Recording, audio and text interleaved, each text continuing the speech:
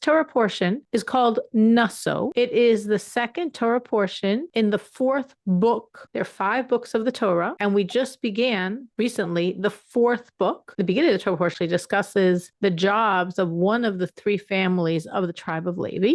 God chose the tribe of Levi, what we call the Levites, to serve in the temple, and in the desert, that temple was called the tabernacle. From within the tribe of Levites, we have the priestly family, which is Aaron and his sons, who were originally Levites, and then they ascended. God chose them to be the priests. And the rest of the tribe are the Levites. And that tribe is split into 3 families because Levi, the ancestor of the tribe, had 3 sons, Gershon, Kahas, and Merari. Of those 3 sons came 3 families. And now, some 210 years later, because the Jews went into Egypt and were there for 210 years. Really, God said it was going to be 400, but in God's kindness and compassion, 190 of that 400 was spent in the land of Israel, but was still considered under this decree. But 210 years, the Jews were in Egypt. Of the 210, they were enslaved for approximately 116 years, not 210. So this is a further kindness. Originally, the decree was you're going to be in this foreign land for 400 years and enslaved and oppressed for 400 years. Instead, they were in this foreign land, Egypt, for 210 years, and they were enslaved and oppressed for roughly 116 years, which we mark from the passing of Levi, because Levi passed away the last of all the tribes. And the enslavement only began when all of Jacob's sons had passed away. So the enslavement began at that point and gradually built up to get worse and worse. The real intensity of the slavery was the last final 86 years. So 210 some years before, Levi had his 3 sons, Gershon, Kahas, and Merari. And now they become families, the descendants of Gershon, the descendants of Gahas, the descendants of Merari. And at this point, we are about a half a year after the Exodus from Egypt, meaning in the year 2448, the Jews left Egypt. 50 days later, they got the Torah. That's the holiday we just celebrated. They got the Torah, and then, of course, Moses goes up and down 3 times for 3 sets of 40 days to Mount Sinai. The first set was to receive the Torah and be able to give it over to the Jewish people, but of course, as we probably know, the Jews miscalculated when Moses was coming by a day, and they felt he's not coming, and the Satan powers did things to make them feel that Moses is gone, not coming back. And some of them succumbed to idolatry. Really, 3,000 sinned with idolatry. This is in a nation of 3 million people. 3,000 sinned. But that was really considered the sin of the Jewish people, because if 3,000 are sinning, the rest are allowing them to sin. And therefore, in a sense, everyone's culpable. So that was a horrific transgression that, in a sense, we still atone for until today. And Moses went up 2 more sets of 40 days and nights to heaven to plead, to beg, to ask for mercy for the Jewish people. And finally, on Yom Kippur is about 6 months later, after from the Exodus, about 6 months later on Yom Kippur, God said, I forgive them as your word, and now tell them they should build for me a home. So Moses comes down. Yom Kippur is the 10th of Tishrei. Now we're on the 11th of Tishrei. And Moses tells the Jewish people, God completely forgives us. And now we can build a home where we and he can be together, which eventually, of course, becomes the tabernacle. So this construction began the 11th of Tishrei, 2449, which again is about a half a year after the Exodus. And it took the Jews approximately 2 months to construct the tabernacle. First, everyone's bringing in all the gifts. Moses announces there's some 13, 15 items for God's home, and everyone runs and runs to give their things. And the first people that ran were the women. The women got there first, and the women were so excited to donate all of their precious items. They needed gold, they needed silver, they needed copper, they needed dyes, they needed wools, they needed tapestries. And the women are running, and then the men are running on their heels, and everyone's giving and giving and giving and giving and giving, until probably the only time in the history of mankind the organizers say, stop, no more donations. We don't need any more gold. We don't need any more silver. We got so much. We got to start working with it. And they worked and worked and worked until actually the 25th of Kislev, when they completed the tabernacle. And then they waited for God to say, okay, he's ready to consecrate this as his home. And that took 3 more months, Teves, Shvat, and Adar. And now we are holding on the first day of Nisan. So we are approximately 1 year since the Exodus, 1 year minus 2 weeks. And we dedicate this home for God. And at that point, the princes of the tribes decided they wanted to give a special gift to God. When I say the princes of the tribes, there were, who knows how many tribes of the Jewish people? 12. Good. There were 12 tribes.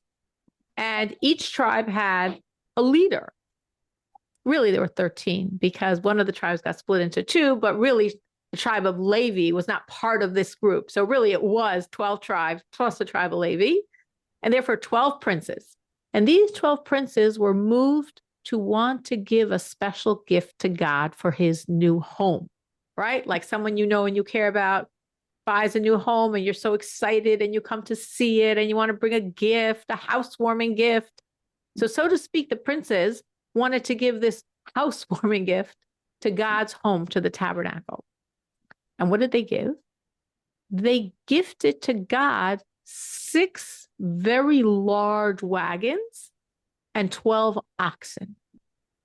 Each wagon was about 7.5 feet long by 3 3/4 feet wide and deep.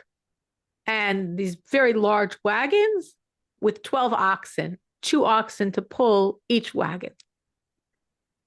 Now, why were they doing this? Well, again, now I'm going back to the Levites that I started talking about.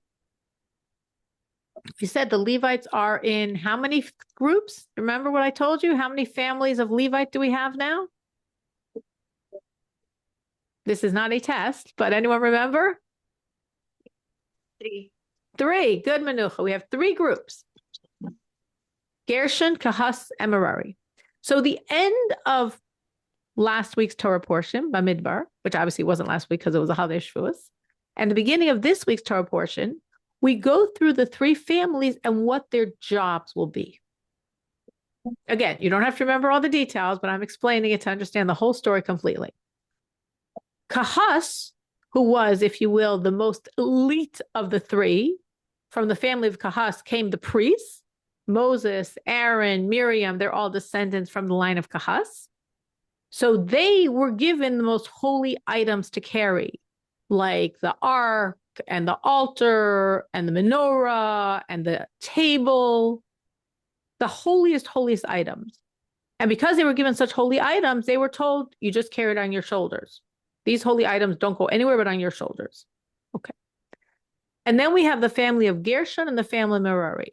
The family of Gershon was given all the tapestries of the tabernacle. Tapestries, meaning there was a lot of tapestry because there was a tabernacle itself, and then the tabernacle was within a courtyard and lining the entire tabernacle, and then lining the entire courtyard, and then covering the roof of the tabernacle. All had tapestries and coverings and skin coverings and dyed coverings and wool coverings. There was many draperies. What I'm calling tapestries and draperies, lots of them, huge, heavy, many. And that was the job of the family of Gershon to transport it. And then the family of Merari had the heaviest items because they were carrying primarily the planks, meaning this is a wooden structure. So you have the entire structure of the tabernacle. You also have the structure of the gate, of the fence around the tabernacle. And then you have various pillars for various reasons and sockets and pegs and all this type of stuff. Heavy things. And all that was given to the family of Merari. So the princes were like, we're going to give a gift. We're going to give wagons. So instead of, now we know, of course, the family of Kahas, that they're carrying the ark and the altar and the show table and the candelabra, the menorah. We know we're not giving them any wagons because they have to carry it on their shoulders. But we're creating now 6 wagons. We built 6 big wagons. We're going to give 2 to the family of Gershon to load up on it all this drapery and tapestries. And we're going to give 4 to the family of Merari, because they've got a much heavier burden, to load on it all the planks of wood and wood and wood and wood. And this is our gift to God.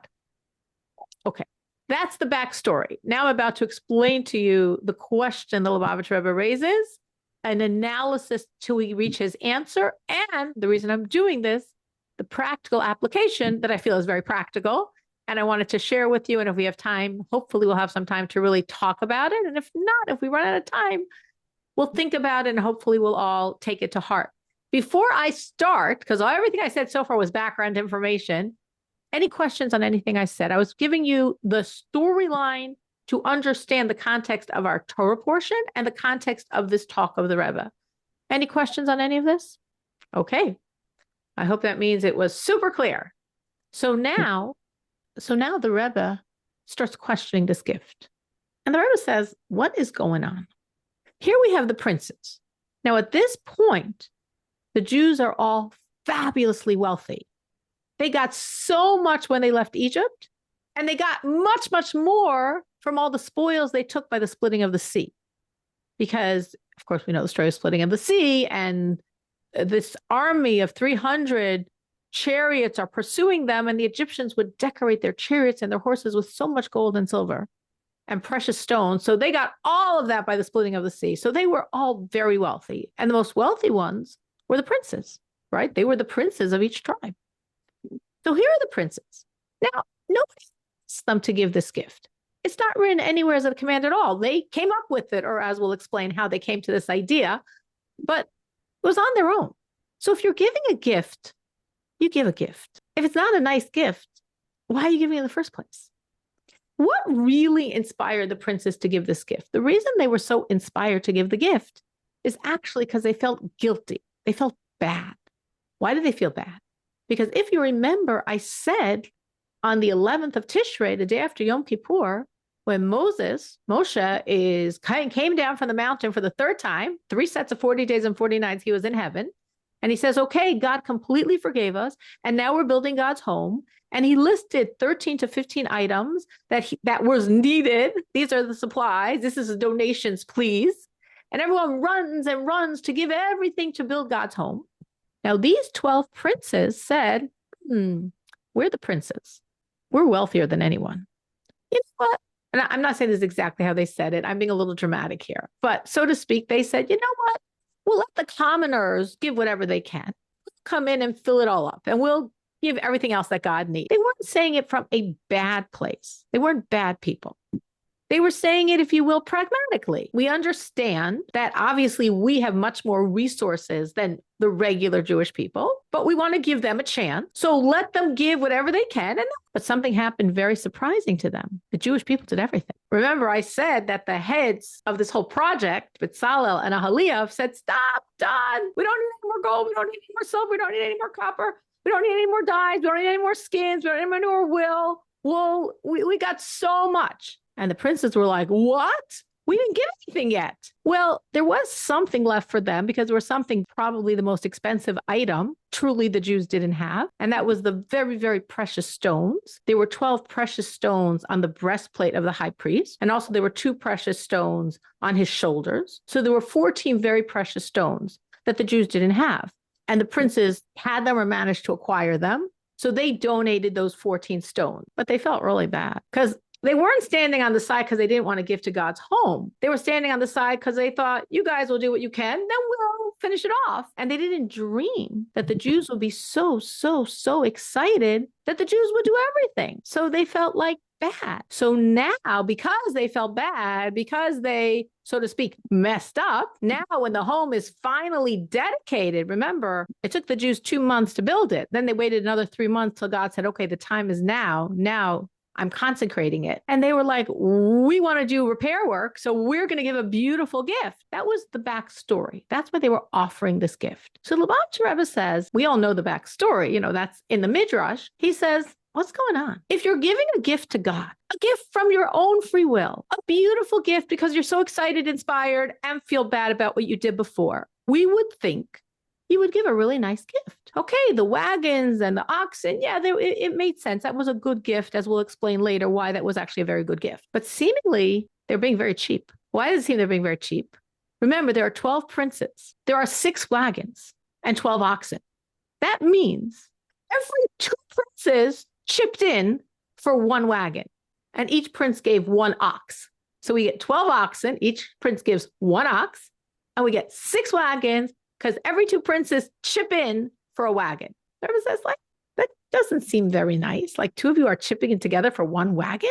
I mean, he's asking you to give a gift. It was your free idea. It was your free will. It was your decision to be beneficent and generous. So then be beneficent and generous. This doesn't seem so generous. That's the first question the Rebbe asked, with many, many details that I'm not giving over. And then the second question the Rebbe asks is, not only does it seem sort of cheap, but also it doesn't seem like it was good enough. Meaning, one hand is you're giving a cheap present, seemingly, and that's not nice. The second point is, not only does it look cheap, because every 2 of you chip in for 1 wagon, but it really wasn't good. It was a very, very, very like tight situation, the way these wagons were.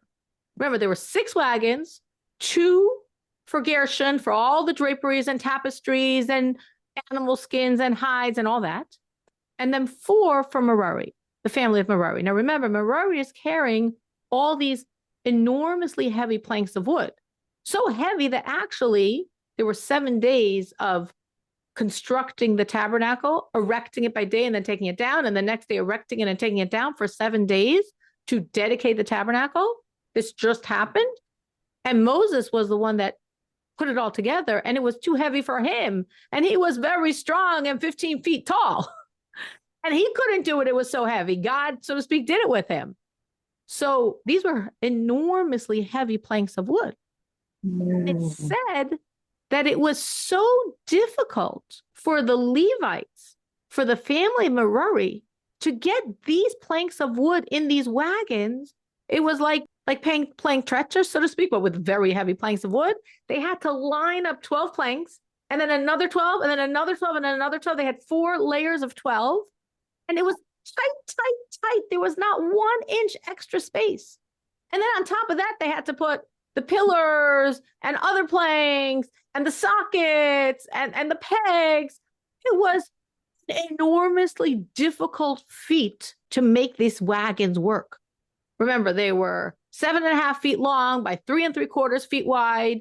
It was really like sometimes, if you're going on a family trip and you got 8 suitcases and it's got to fit in a place that really can hold 4. And you got to wiggle and figure it out. That's what they had to do every time they traveled. And they were traveling for 40 years. Not only that, the wagons were piled so high because there was so much on each wagon that it says that as the wagons traveled, the Levites from this family of Merari literally were walking with the wagon to make sure nothing fell off, because and if anytime it looked like anything was going to fall off, a Levite jumped on the wagon and made it work again, jumped off, and then they're watching, and then it looks like something's going to fall off, and the Levite jumps on the wagon and fixes it. The Rebbe says, this doesn't seem to make any sense. If you're giving this gift for God, why didn't you make the wagons bigger? Oh, well, then it'd be too heavy for the oxen to carry. So give more oxen. Each one of you only gave 1. Why don't you just give more wagons? Why don't you give 12 instead of 6? Every person donate 1 wagon. Then you'd have plenty of space, plenty of room. It would be easy to put everything in. We wouldn't have to be watching it every second during the entire traveling time. We wouldn't have to spend so much time making it fixed. There'd be room. Why are the princes giving a present that just barely fits and requires the entire time of the trip the Levites guarding and literally jumping on and off that wagon to make sure nothing falls off, because it's such a precarious situation for 40 years. And especially because we're talking about God's temple, God's tabernacle. God's tabernacle was wealth. It was gold. It was silver. It was precious stones. It was rare dyes. It was unbelievable tapestries on both sides. These unbelievable Weaving is like such a place of wealth. Why are you doing something that feels so like poor, like tight, like cheap? There shouldn't be cheapness in a place of wealth. So these are the questions the Rebbe raises. Did I lose anyone on the questions? Any thoughts on any of these things? No? Okay. Let me keep moving. So the Rebbe says, well, actually, there could be a very simple answer. And the simple answer is based on another midrash we know, which is that when the Jews first came down to Egypt, as we discussed, for 210 years, the Jews were in Egypt. And when the Jews first came down, the head of the entire Jewish nation, who was Yaakov, Jacob, our forefather, he had a long-term vision. He understood we were going to be there a long time. And then he knew God would get us out. And he knew that we would leave and we would build God a home. And he knew for that home we needed a special wood. In Hebrew, it's called atzei shittim, which is generally translated in English to acacia wood. I don't know if it was acacia wood, but that's generally the translation. But it was a very precious wood. And Jacob brought down these trees to Egypt. He planted these special trees in Egypt. And he told his children, God's going to get you out of Egypt. When you leave Egypt, harvest all the trees. Take all the trees with you. You're going to need them to build God's home. And that's exactly what happened. The trees grew and grew and grew for 210 years. And when the Jews left Egypt, they harvested every single tree. And the wood from those trees became all the wood of the tabernacle. So all of those heavy planks of wood and all of those pillars of wood, it's all coming from those trees that Jacob planted. So the Rebbe says you could say, based on this whole concept, that it must be there weren't too many trees in Egypt. If Jacob, 210 years before, plants these trees to make sure the Jews will have the wood they need to build God's home when they leave, it must be they didn't have really good trees in Egypt.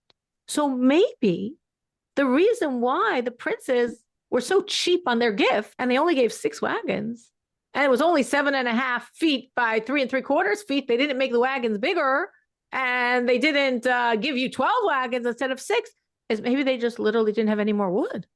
Maybe there was no wood to take out of Egypt besides the wood of these acacia trees that they needed for the tabernacle, and that's why they were so cheap. But the Rebbe rejects that answer and says, no, first of all, the tabernacle itself required this very special wood. Are we really thinking there's no wood in the entire land of Egypt? It makes sense that when they left, besides these special trees, they also took some other wood with them.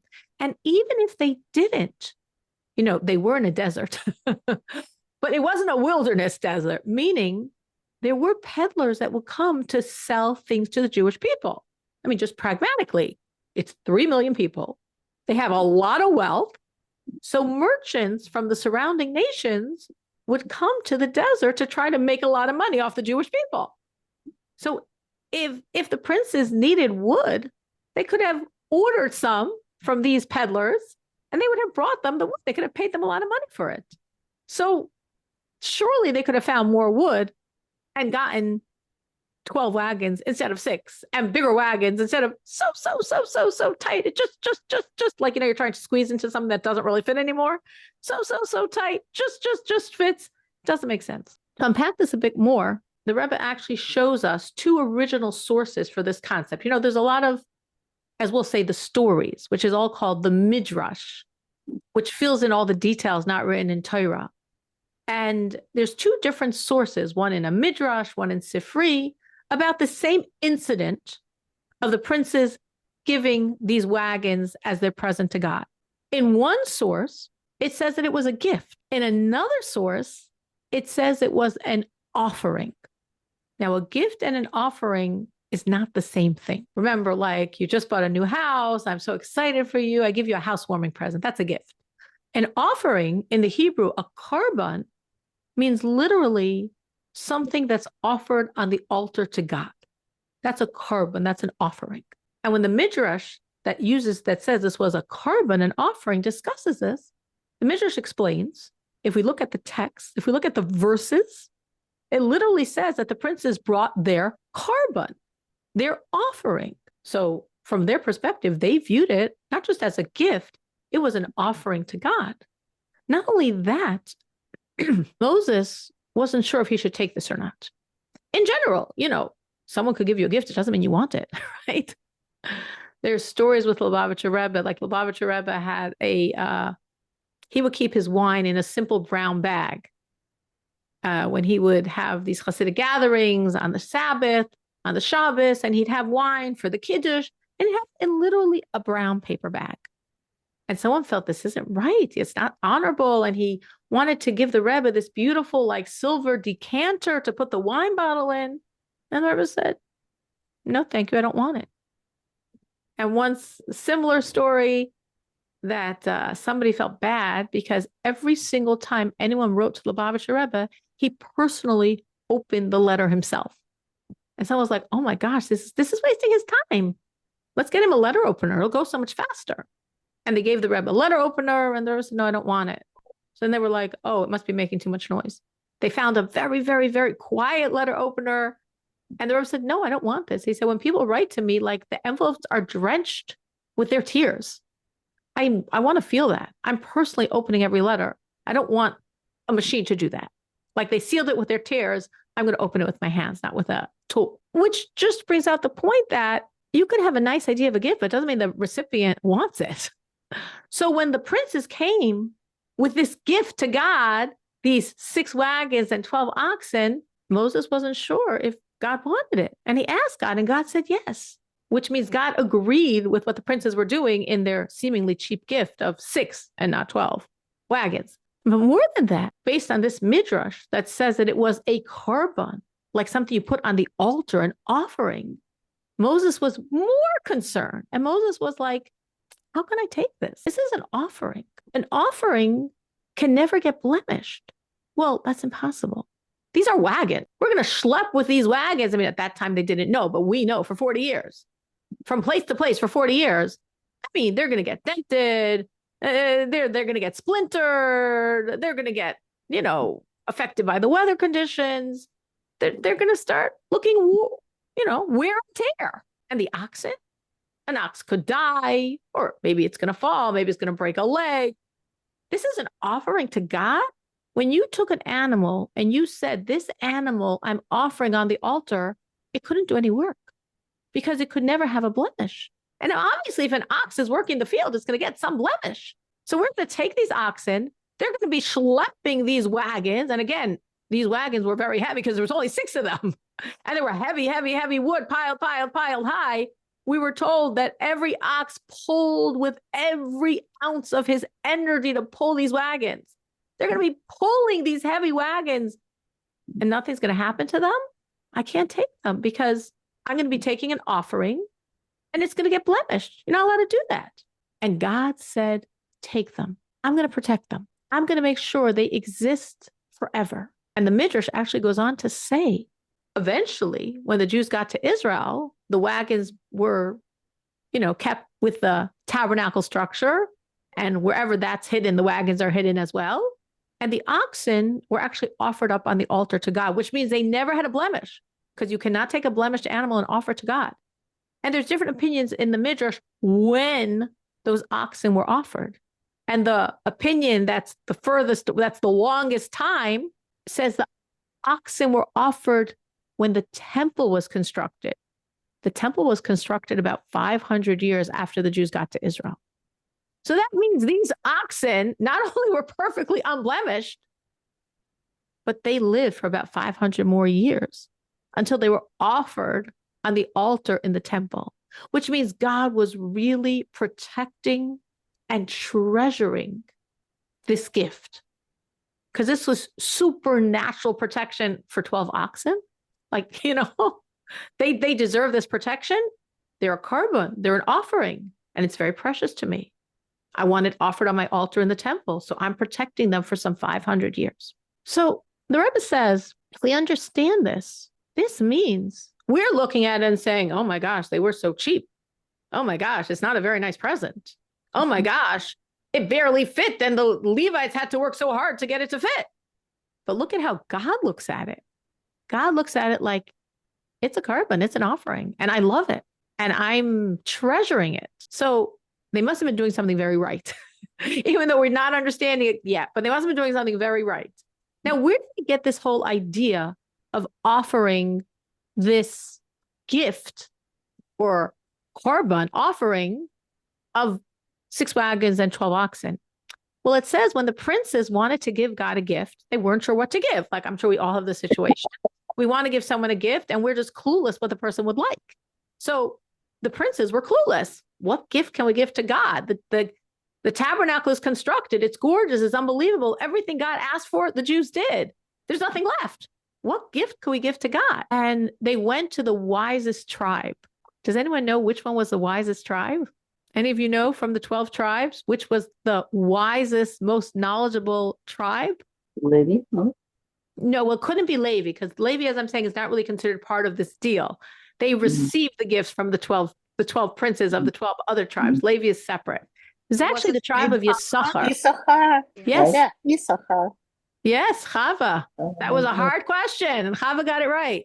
Yisachar was the most knowledgeable in Torah tribe, the wisest tribe. So the 12 princes go to the wise men of Yisachar, and they say, we want to give God a gift. Any ideas? And Yisachar said, you know, this tabernacle you constructed, it's sort of flying in the air, meaning this is sort of like an impossible situation, because here's this huge, majestic, heavy, traveling tabernacle, meaning it's not like, oops, a mistake that it travels. That's how it was designed.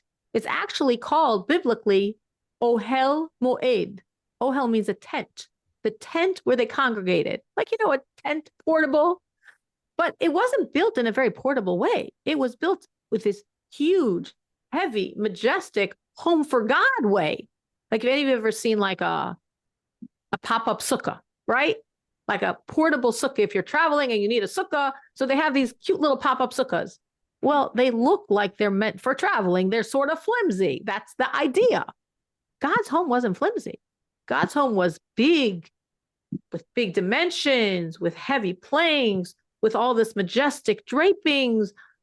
God's home did not look very portable. So the people of Yisachar said, your tabernacle is flying in the air, meaning this is a no-go situation. This doesn't make any sense. It's not going to work. So the best gift for the tabernacle would be these 6 wagons and 12 oxen to transport it. Officially, the Levites are supposed to transport it, but no way, it's way too heavy. And they were like, oh, that's a good idea. And God agreed, and God said, that's a good idea. And the people of Yisachar, they figured out, knowing all the dimensions of the tabernacle, it would take a lot of brain work and some architectural abilities to understand, if we're looking at all the draperies, if we're looking at all the planks and all the pillars and all the beams, exactly the dimensions to transport this. And they did a perfect job, because what they came up with is exactly, precisely the dimensions with not one bit of empty space. And when they did this, they completed this tabernacle, because without the wagons, the tabernacle would not have worked, because they wouldn't have been able to carry it. They wouldn't have been able to transport it. They barely were able to transport it with the wagons. So it would have been a no-go. Like, they made this huge, massive home, and now what do we do with it? We're supposed to travel with it, but we can't travel. It's too big. It's too heavy. So obviously God didn't make mistakes. Obviously God understood this is what would happen. But really, even though the Jews thought, we're done, we completed it, but until they gave those wagons and oxen, it wasn't completed. It really only was finished at that point. And the Rebbe says, this is the idea. And this is a very critical point that really leads to the lesson for us, which is why I'm sharing this concept, because I felt the lesson was so powerful. The Rebbe says, this is an offering for God, right? It's a korban. It's an offering for God. You know what? You can't waste anything in an offering. It's all for God.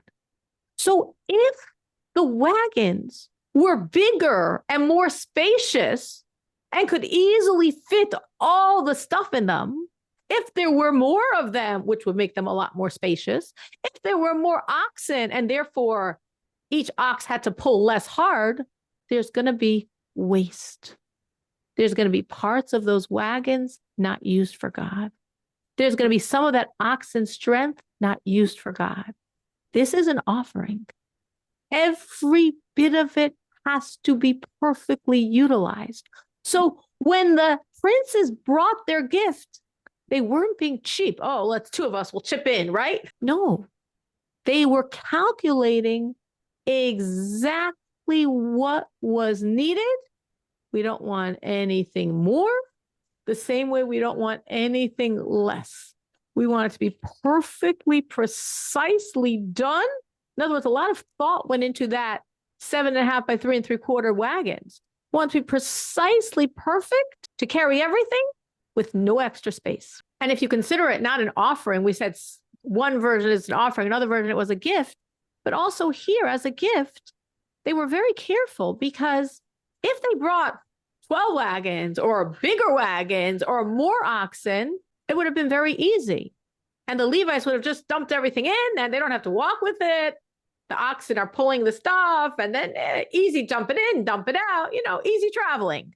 And that would have been a big problem because God gave the Levites the gift of the responsibility of transporting his home. And if they're not really transporting it because the wagons and the oxen are doing all the work, it's almost like they got demoted. They lost their precious ability to transport God's home.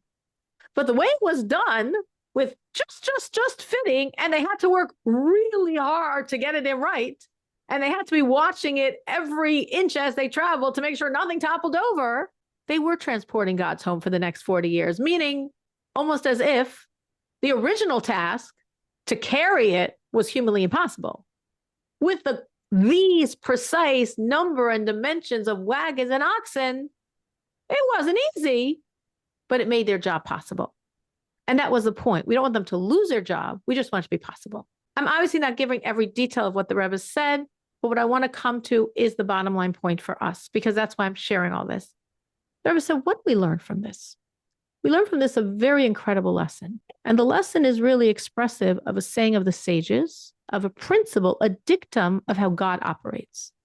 And how God operates is God did not create anything to be wasted, anything for no purpose.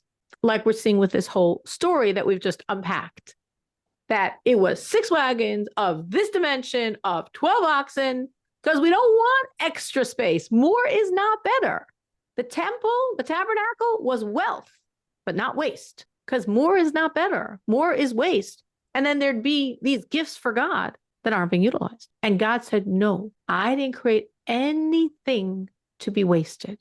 So the same as is true for the tabernacle is God's home, right? God said, build for me a sanctuary and I will dwell in them. God dwelled in the sanctuary, in the tabernacle, ultimately in the temple, and actually inside each one of us, because each one of us is also God's home. Remember, the verse says, I just quoted it, build for me a sanctuary and I will dwell. You would think the verse would conclude, I will dwell in it. It's not what the verse says. It says, I will dwell in them. In them is in the hearts of every single Jew, because every single Jew is a living, walking, breathing home for God. So every one of us is God's home. And as God's home, we can't waste anything. Because if we waste anything, then basically we're disrupting God's creation. Because God says from his end, I created nothing for waste. I created nothing that shouldn't be utilized. Well, God thinks he created nothing that shouldn't be utilized, but I'm not utilizing everything he gave me. So I am causing waste. I am causing a lack in the perfection of the structure of creation. Just like the wagons were perfectly precise, they exactly fit everything with no extra space. That's supposed to be our lives. Every detail in our lives, every gift God gave us, we are supposed to use, and we're supposed to use to the max. And if we don't, we're confusing God's creation. We're destroying the perfection and beauty of God's creation. Because he says, I don't waste anything. He says there's nothing unnecessary, but we're making things unnecessary. And then the Rebbe goes through a lot of details. The Rebbe says, when you're studying Torah, when you're using your mind, God gave every one of us a mind. All Jews are smart, right? We all got good, smart brains. But when we're studying Torah, we're supposed to really stretch with our mind. We're supposed to really use the muscle of our mind. Maybe not in everything we study all day long, but when we're studying, we're supposed to use our mind. And there is this, If you're studying and you don't feel any mental exertion, you're wasting something. God gave you intellectual faculties and you're not using them. Well, I am using them. I'm studying. You're using them. You're not using them fully. Because if you use them fully, you would feel the stretch. Our talents. Every one of us has talents. Every one of us has abilities. Talents could be many things. Does talents mean you're great at organizing? Does talents mean you know how to sing or dance or draw? Does talents mean you're gifted with computers? Does talents mean you know how to take food and make it look so beautiful? There's myriads of talents. Every talent that God gave us, he wants us to use. He wants us to use how? He wants us to use it for him. That's the point. We are supposed to walk around feeling, I was created to serve my creator. That's why I exist, to serve my creator. So if God gave me an ability to organize, am I using it fully for God? If God gave me a sense of decor, am I using it fully for God? If God gave me a sense of colors or fashion or clothing or materials or sewing, am I using it fully for God? You can say, what does God need any of this stuff for? Well, if he created it, he wants you to use it. And he wants you to use it for him. So how you use your specific talents for him, that's something we could discuss if anyone wants to share and has a question on a talent. But everything can be used for God. It's not only literally the commandments, it's serving God in our whole life. It's taking any ability we have and utilizing it as a way of dedicating it to God.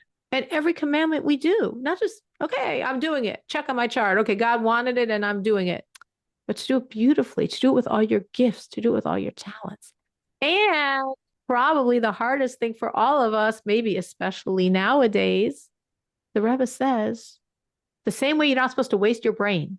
Every drop of brain intellectual ability God gave you, he wants you to use for him. Every talent he wants you to use for him.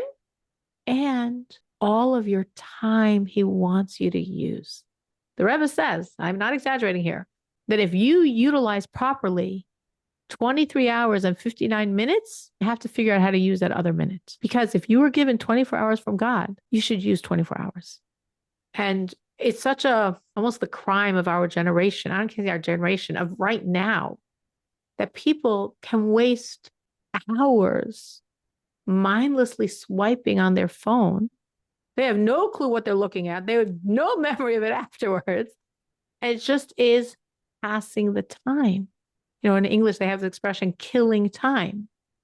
And that's like a ouch expression. Right now we dedicated this class for a young woman, 23 years old, who passed away. It's like, oh my gosh, that was how many minutes God gave her. Every one of us, however many minutes, hours, days, weeks, months, years, every minute is an opportunity. And the Rebbe is saying, God doesn't create anything to be wasted. So look at yourself. Look at your mind. Are you maximizing its potential? Look at your talents. Are you utilizing them or putting something in the closet? And are you utilizing them for God? And look at your time. And the Rebbe says, again, just like the wagons, we said the wagons completed the tabernacle. The Jews thought the tabernacle was done, but it really wasn't done until they got the wagons, because if they didn't have the wagons, how would they ever transport it? It doesn't work. Every one of our gifts and talents and abilities and time, that's part of completing us. And if any of that's extra space, extra stuff that we're not using, it's messing up the whole structure. Just as if there's one flaw in something, like let's take the wagons. Let's say they had given 12 instead of 6, and there was a lot of extra breathing space, which is a problem because extra space means waste, and God says don't waste. Okay, so the wagons are flawed. No, it's not that the wagons are flawed. The temple is flawed. They're part of the whole tabernacle structure. And if the whole tabernacle is flawed, God's resting in that tabernacle is flawed. And the same thing with us. Okay, this morning, what I do from hour, 6 to 10 in the evening, maybe I'm a bit wasting time. So those hours are not the most productive. They were saying it's not just those hours are flawed. Your whole structure is flawed. And then God resting in you is flawed. So it's a real powerful, powerful message, actually a very, of course, empowering message of how important we are, and really to look at ourselves and ask ourselves that question. Do I have gifts, God given? Do I have a brain, God given?